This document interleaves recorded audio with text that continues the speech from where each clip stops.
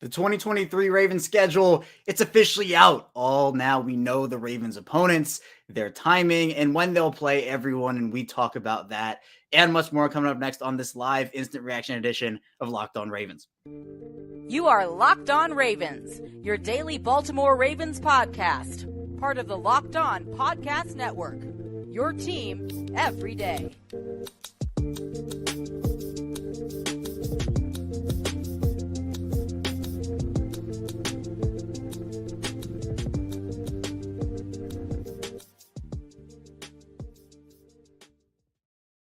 Welcome into another edition of Locked On Ravens, your daily Baltimore Ravens podcast. I'm your host, Kevin Ostreicher of Ravens Wire, and we're here as always on the Locked On Podcast Network, your team every day. Thank you so much for being here, making us your first listen always, each and every day here on the channel. We're free and available everywhere. You can find us in audio form and in video form. You can subscribe for free on both of those platforms. You're our daily 5 days a week here. So when your Ravens news analysis updates, we have it here for you Monday through Friday. And we have an instant reaction episode live here over on the YouTube channel. It will be available after an audio form. So if you prefer audio and you're listening after the fact, welcome into the channel here as well, as we're going to be breaking down the Ravens' full 2023 schedule. It was released tonight at 8 p.m., so about an hour or so ago. And there are a lot of interesting tidbits, interesting wrinkle to dive into over the course of their full 18 weeks, obviously a 17-game season here. So in the first segment, I just want to go through it. We'll go week by week and just talk about all the little takeaways. I think there are certain things that are very important to note. So we'll talk about those takeaways first off in the first segment. Then in the second segment, I want to talk a bit more about the actual game-by-game breakdown. So we'll go weeks 1 through 8 in the second segment, and then move to weeks 9 through 18 in the final segment. We can do a little bit game-by-game breakdown, which we'll do a bit more in more detail tomorrow on tomorrow's show. So I'm excited to break down this all here right now as we kind of dive into this. And the Ravens and their schedule, I think there are a couple things to look at. One, the Ravens in their primetime games. This is one thing I labeled on the show over the course of the past week where, how many primetime games are the Ravens going to get? How does the NFL view the Ravens in their primetime slot? Well, the Ravens have 4 primetime games, at least initially. Obviously, you can flex in and out of those, and maybe the Ravens will get more, maybe they'll get less, but 6 initially off the bat for the Ravens. Well, 4 initially off the bat for the Ravens primetime-wise, where they have the Bengals week 11, Thursday Night Football at home. The Chargers week 12, that's the Sunday night game. They'll travel to Los Angeles. Then you have the Jaguars in week 15, that's at Jacksonville, Sunday Night Football. Then Christmas, the 49ers will be playing the Ravens on Monday Night Football. That will be a Monday night game and a Christmas game. So the Ravens, they play on Christmas Eve last year. They'll play on Christmas Day this year. So it feels like, with the way the Ravens have ended their years over the past couple, Lamar Jackson getting injured, they're just being absolutely pounded with injuries. The Ravens now will have these 4 games. I was expecting 3 to 4. I would have, liked 5, but I think 4 is a solid number right in the middle of that 3 to 5 range, which I'm totally okay with. And I think the games they picked were good too. I had outlined a game against the Bengals. I'm kind of upset there's no Steelers game, but they've had a couple of those recently. So those games will still be good regardless of prime time. The Chargers, I think, you get Lamar versus Herbert on Sunday Night Football, Lamar versus Trevor Lawrence on Sunday Night Football as well. And then Lamar versus Trey Lance, Brock Purdy, whoever that quarterback's going to be there in San Francisco. But that San Francisco defense is no joke, and obviously they're a very talented football team. So I really like the primetime games. Very interesting. The first one doesn't come until week 11, though. I thought that was kind of interesting to me. But, that's what the NFL schedule makers, and hopefully the Ravens will be playing for something then. I feel like primetime games always are better if they mean more. So maybe that Jacksonville game will have implications like an AFC record for maybe the divisional, or maybe it's going to be a wild card battle. I don't know how it's going to play out, but I like the 4 matchups, and it was just interesting to me how it was later. And I guess, if you want to consider, I guess the Titans aren't really a primetime game. They're obviously going abroad, playing in London and Tottenham. So that'll be week 6, and that counts as an away game for the Ravens. So they will still have 8 home games and then technically 9 away games still as that happens. But I'm excited for the abroad game. Obviously, I'm not excited about what happened in 2017. I kind of wiped that from my memory. So don't love that personally, but I do like the fact that they're going abroad. Hopefully they will wash away the ghosts of a broad past for them. But I think a key one for me also is the early season schedule for them. They're going to be playing 2 rookie quarterbacks off the bat. They start the season week 1 against the Texans, And then in week 3, it's going to be Anthony Richardson, assuming he starts. So 2 home games against 2 rookie quarterbacks. We know how the Ravens play rookie quarterbacks. We know that the Ravens dominate rookie, or at least historically, they have dominated rookie quarterbacks where their defense is just so complex and so complicated, especially for a rookie coming into this league and seeing all those different lines against them. Are they going to bring everyone? Are they going to send everyone back? I know that was kind of like the Don Martindale trademark. Mike McDonald is still aggressive, but less aggressive in that way. I still think that those can be 2 very dominant wins for them if they play their cards right against 2 what should be rookie quarterbacks. But the more interesting part to me about the early part of the schedule is the fact that they're going to be playing all of their divisional road games will be done by the time week 5 is over. They play the Bengals on the road in week 2, the Browns on the road in week 4, and the Steelers on the road in week 5. So that's it. Like, you talk about, those road divisional games, they're so important. And you get later in the year, you're like, they'll mean something. Well, they'll be done with them in week 5. And I think that's a major advantage to the Ravens. Now, hopefully they'll be able, ideally, like they go 3-0, right? That's the best way you can put it. But ideally, maybe it's 2-1. You drop maybe one of those games. You get off to a 2-1 start in the division. If it's 1-2, I mean, that's not great. I think it's very disastrous if they go 0-3 in those 3 games, like from just an overall record perspective. And like that's a key stretch for them. The early part of the year from week 1 to week 5, and even going into the Titans and playing them against, that abroad juju. Hopefully the juju gets a little bit better. But the Tottenham game is going to be important too. So the early part of the year, week 1 to week 6, is going to be a key stretch. That's 3 straight away games too, from week 4 to week 6, where they'll be traveling to Cleveland, traveling to Pittsburgh, and traveling to London to play the Titans abroad. They do have a nice little stretch of home games before they have to go play the Chargers. They have the Seahawks, the Browns, and the Bengals, which is Thursday Night Football. So that will be week 9, 10, and 11. The bye is week 13. A tad late to me. The bye is a tad late. I don't, if you're talking like week 14, that's very late. Week 13 is a pretty late bye week. Last year, they had week 10? The week 10 bye week. That was right in the middle. That was solid to me. Week 13 is a little late, but you get that week towards the end of the year to readjust, regroup. I think that's okay for them. Very early in the year, I think, is not. Like, I would much rather prefer a bye later in the year than a bye earlier in the year. I think just, you're grinding for so long, that bye week to me, if you have it in like week 5, that's very early, and you have to play the rest of the year without a huge rest time, unless, maybe it's the Thursday Night Football to Sunday Night Football. But even then, you have a short week. The Ravens now have that bye week in week 13, and it ends up coming after the Sunday Night Football game, so the Ravens will have it after prime time. They'll be able to fly back home, have a little rest, and then they'll be able to play the Rams at home in week 14 after that bye.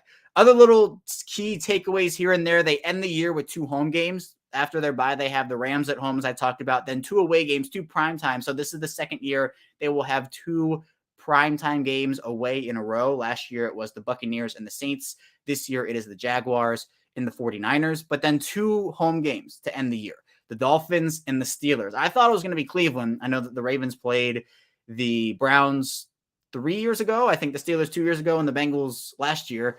So I thought it was going to be the Browns this time. It's like almost a rotation, I feel like. But the Ravens will end up having their last 2 games at home. That's a huge plus for them. They get to, if they're in a tight race for the division, that week 18 game against Pittsburgh is going to be huge. If they're in the race for a wild card spot, that's going to be big as well. Then you have the games that kind of like in the early-ish middle part of the schedule, like even you can group the Titans game in this if you want to. Titans, Lions, Cardinals, even Seahawks if you want.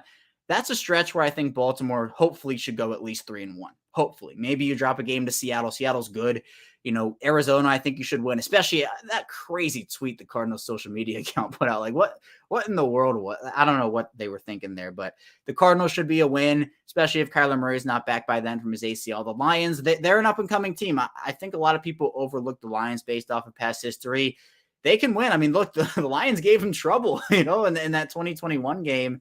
They gave him trouble. Justin Tucker had to save him there, and they're a much better team then, or they're a much better team now than they were then. So that's an interesting game to look at too. But you kind of break this game down in stretches to me where it's like weeks 1 through 6, weeks 6 through 9 or 6 through 10. Then you have like maybe 11 through, or 10 through 12, the bye week, and then to end the year, it's those last 5 where you can maybe categorize the Rams as just their own, like you should probably win that game. But then Jacksonville and San Francisco and even Miami and even Pittsburgh, that last month stretch of the year, that's going to be very tough for them. So there are all these different nuances to look at in the schedule, and I think it's very interesting to just look at the different types of takeaways you can take away from it. So 4 primetime games, I like that number. I like the opponents. The key stretch, weeks 1 through 5, 1 through 6, 2 rookie quarterbacks with the Texans and the Colts, the Bengals, the Steelers, and the Browns there. All their road games in the division will be done there. So again, that'll be a key stretch. So the Ravens in their division, that's going to be a key record for them if they're either fighting for position with the division, maybe it's Cincinnati they're fighting with, or even if it's AFC record, that is, they start the year off with 6 straight AFC games before taking on Detroit in week 7. AFC record, as we all know, can have a major impact on potential wild card spots. But coming up in our second segment, we'll be beginning to break down the schedule game by game. We'll go weeks 1 through 8 in the second segment, so be sure to stay tuned. Still a ton to dive into on Locked On Ravens. But first, I do want to tell you a bit about Built Bar. If you're looking for a delicious snack but don't want all the sugar and calories, then you need the best tasting protein bar ever in Built. You have to try this. And if you're like me, you want to make healthier snack choices, but you don't want to compromise on taste, I've got just a thing for you with Built Bars and Built Puffs. And what makes them so good is, for starters, they're covered in 100% real chocolate, and they only have 130 calories, 4 grams of sugar, and a whopping 17 grams of protein. And now, as you even need to wait to take the box, for years have been talking about ordering Built Bars at Built.com, and I can get them at your local Walmart or Sam's Club, while I can still get your specialty flavors at Built.com. That's right. Head to your nearest Walmart today, walk to the pharmacy section, and grab yourself a box of Built Bars. You can pick up a 4-bar box of cookies and cream bar, double chocolate bar, or coconut puff. And if you're close to a Sam's Club, run and grab a 13-bar box of the flavors such as brownie batter puff and churro puff. You can thank me later. We're back. Our second segment, instant reaction live edition of Locked On Ravens. Kevin Oestreicher still here with you as we break down the Ravens schedule. We talked about key takeaways in that first segment, breaking it down from a general perspective, almost breaking it down into chunks, honestly. But we're going to break it down into a little bit of a bigger chunk, 2 separate chunks. In the second segment here, we'll dive into weeks 1 through 8, break down those games a little bit more. And then in the final segment, we'll be moving into weeks 9 through 18 and talking about how the Ravens both could start and then end their year. And maybe a little record prediction at the end, but I'm going to do that definitely tomorrow. So be sure to stay tuned for tomorrow's episode. That's coming out at 6 a.m. Eastern time. And we have episodes, again, 5 days per week here, both in audio and in video form. So be sure to subscribe and like the video on YouTube and follow along in audio form too. But now let's break down here the first 8 weeks of the schedule for Baltimore, starting off with the Texans in week 1. This is a game where I think the Ravens should win it. I mean, Texans, I think they're building something, but it's not nearly complete. This is a game that the Ravens should take pretty handily.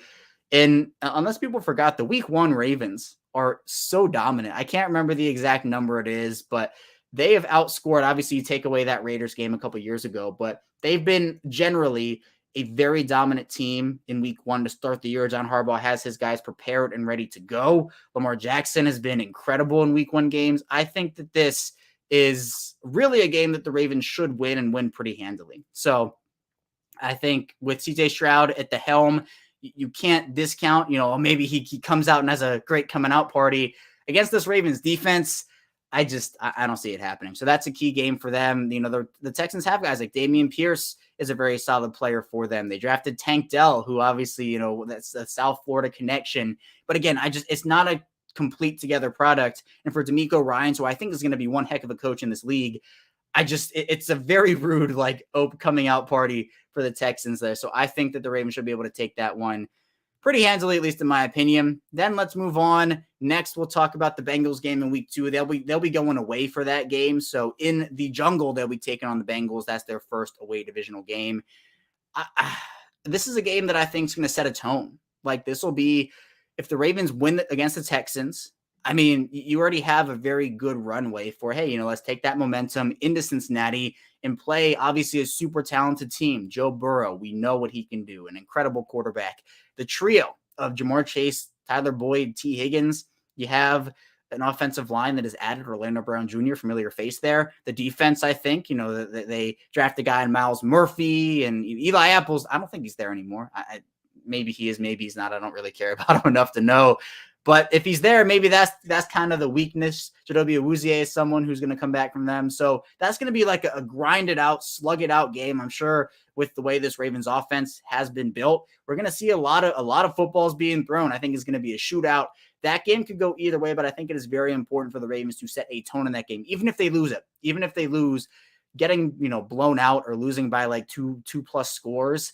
I think that will set a tone. I think even if it's a close loss for them, that will hopefully set a tone that, hey, we're not going to give you anything easy. But I think that for Baltimore, playing on the road is going to be key, especially early on, as we talked about in that first segment. Then they come home, play the Colts in week 3. Now, the Colts are such an interesting team to me. Anthony Richardson is someone who I know, mocked to the Ravens at 22, and everybody, the potential of Anthony Richardson. The thing with Anthony Richardson, if he starts for them in week 3, is just that, the potential. He is not there yet as a quarterback, at least for the NFL level. I think he has the potential to be one of the best quarterbacks in this league, but it might take him a couple years to get there. And if the Colts just throw him out there in week 3 against what I believe this Ravens defense can be, I don't know. I don't really see it where I think the Colts with, they have guys like Michael Pittman Jr., obviously Jonathan Taylor is very good. Quentin Nelson actually has regressed quite a bit. So the offensive line has some holes on it, but I thought the Colts had a really, really good draft, but I think that is more of a future thing. Maybe guys can contribute. I know guys like Julius Brents and others have the potential to make a huge impact, but I just don't see that in week 3. So I think that should be, again, especially with the divisional start on the road, I think the Ravens need to have those 2 games versus the Texans and the Colts there. The Browns in week 4 away, I can't trust Cleveland until they show me something. Like, obviously, outside of the Deshaun Watson trade, I've actually liked what the Browns have done from a roster building perspective. But that trade was just so bad. I don't think Watson is the quarterback some people think he is. Obviously, the Browns beat the Ravens last year, but again, that was when the Ravens guys were injured, and I don't know. It's a game to me that you want to establish your divisional dominance early on, that the NFL has given the Ravens that opportunity.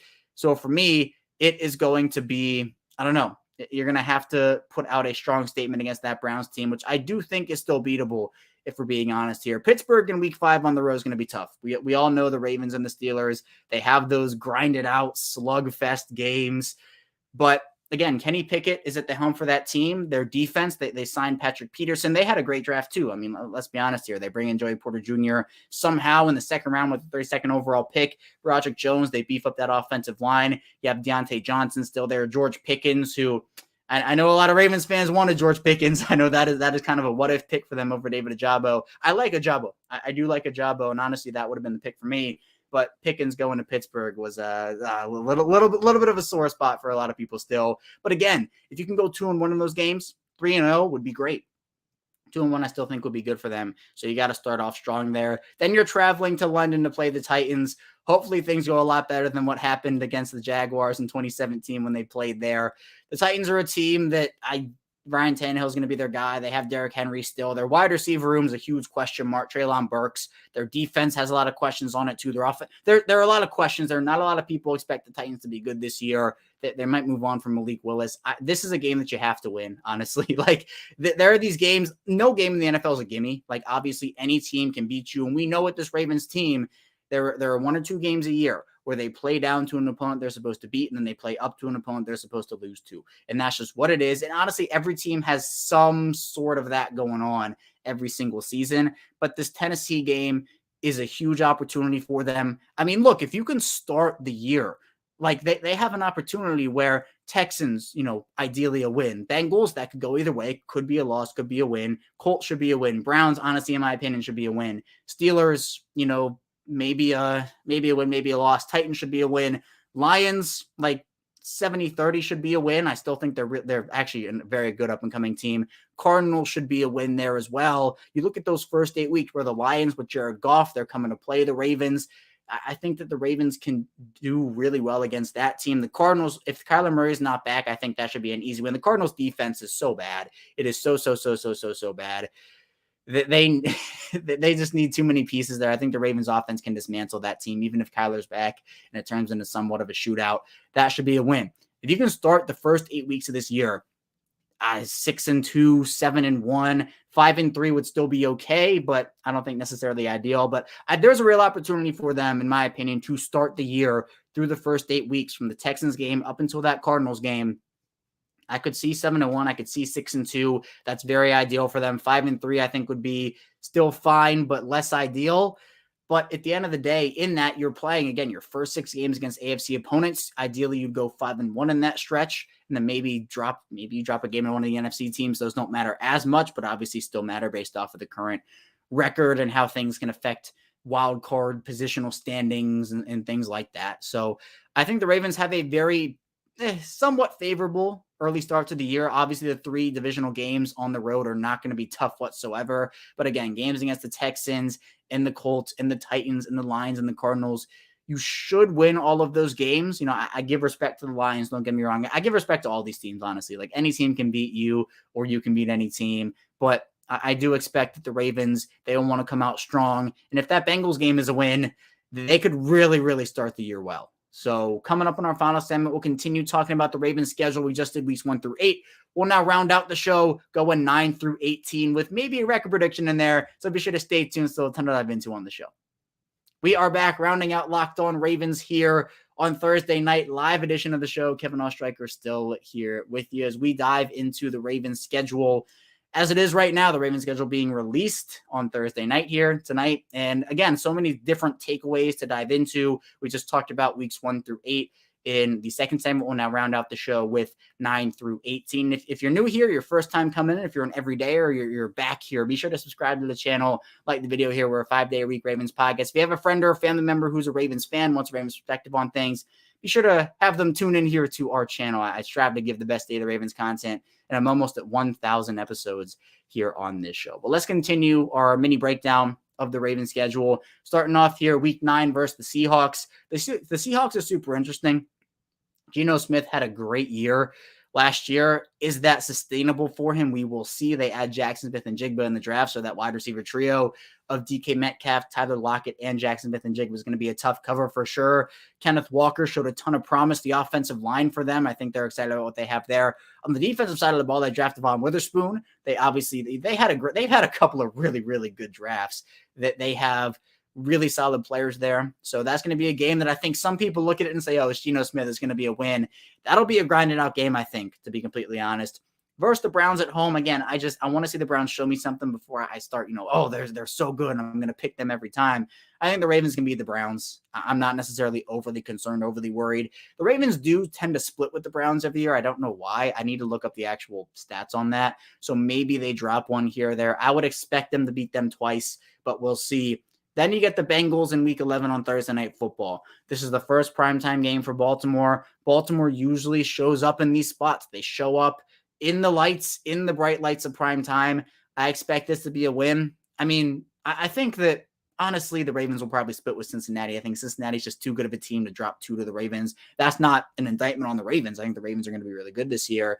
But it's going to come down to the wire in both those games, honestly. I think the Ravens take the one at home and lose the one on the road. So that's just where I'm going with that. Then you have the Chargers Sunday Night Football. They're going away there to play the Chargers on Sunday Night Football. Look, we know what happened when the Ravens played the Chargers last on prime time, and it was a very impressive win for them in Charger territory, which was where the Ravens are going this time around too. So I don't know. Justin Herbert is a really good quarterback. They obviously have the offensive weapons that they draft Quentin Johnston. They have Austin Eckler, who's going to be a handful. That defense has some studs on it. Derwin James, who I know a lot of people wanted in a Ravens uniform, is there too. So we'll see. We'll see with that game. Then the bye week in week 13, I kind of touched on that in the first segment where I don't hate that. I really don't hate that spot for them with the bye. I don't necessarily love it. I would prefer it just a couple weeks earlier, but it's much better to me to have it later in the year than earlier in the year. So that's just me. Then you have the Rams in week 14, where I think this should be a win. I mean, the Rams are they're going through it. Obviously, Aaron Donald is still there. Jalen Ramsey not, though. Jalen Ramsey is now in the south side of things, the Miami Dolphins. So he's in the southern part of the East Coast there. But I think the Rams should be an easy win. That's a game you really should win. Even though it's an NFC opponent, it doesn't count, I think, as much if you drop it. For your overall record, that's a big game to have. Week 15 against the Jacksonville Jaguars, Sunday Night Football. That's going to be a tough game. The Jaguars beat the Ravens last year, and they're a heck of a team. They won the AFC South last year. and they're going to be a handful for years to come. Trevor Lawrence, we saw his ascension in real time last year. That's going to be very important to see how the Ravens will be able to handle him. So I don't know. This will be a game that's very interesting to look at and watch. I think it'll go either way, honestly, in that one. Then you have the San Francisco 49ers Monday Night Football in Week 16. I think this game will be one that surprises people in terms of I think the Ravens actually do very well. The San Francisco 49ers are a good football team. You look at their quarterback situation, you're like, what are you talking about? Brock Purdy, Trey Lance, what? They are a good team with Christian McCaffrey there, Deebo Samuel, Brandon Ayuk, George Kittle, and then on defense they have such a good defense. They lose D'Amico Ryans as their defensive coordinator. I still think it's going to be a grinded out game, but I think that game might surprise some people. Again, an NFC game, so necessarily doesn't count as much in terms of AFC record, divisional record, if you drop that one. But I think it'd be big for them to get a win on the road on Christmas night in prime time. So that'll be key. Then you have the two to end the year, the Miami Dolphins in Week 17. That game could surprise some people in terms of maybe the Ravens not dominating it. Dolphins add Jalen Ramsey. They have Tua Tagovailoa there. And look, we know what happened that last time the Ravens played the Dolphins at home. That was Week 2, and it's a game that the defense kind of blew for them. I think that Baltimore will be better this time around against Miami, but Miami's improved, so we'll see how that will be a game. And this will be a year for the Dolphins and Mike McDaniel. How good will Mike McDaniel be? We'll see. But I think the Dolphins game could be a little tougher than some people imagine. Then the Steelers in Week 18. That's a game that obviously I think with how close this division will be, how close the AFC North will be, I think that the Ravens will have to play for something in that game. I don't think it'll be an opportunity for them to kind of lay back and rest everybody. They're going to have to show up for that game for sure.